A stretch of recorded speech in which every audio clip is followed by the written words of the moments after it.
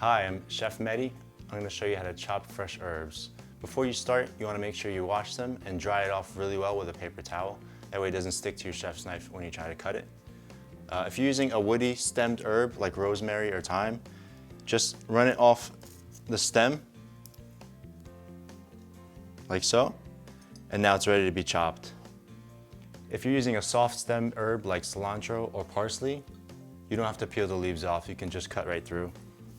And I like to just bunch it up and with your chef's knife close to your fingers, keeping your fingertips well below the knife, using your knuckles as a guide. Just slice right through.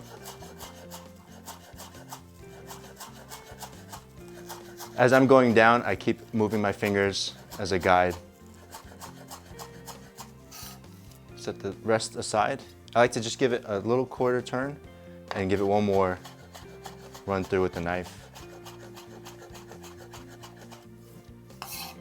And there you have fresh chopped herbs.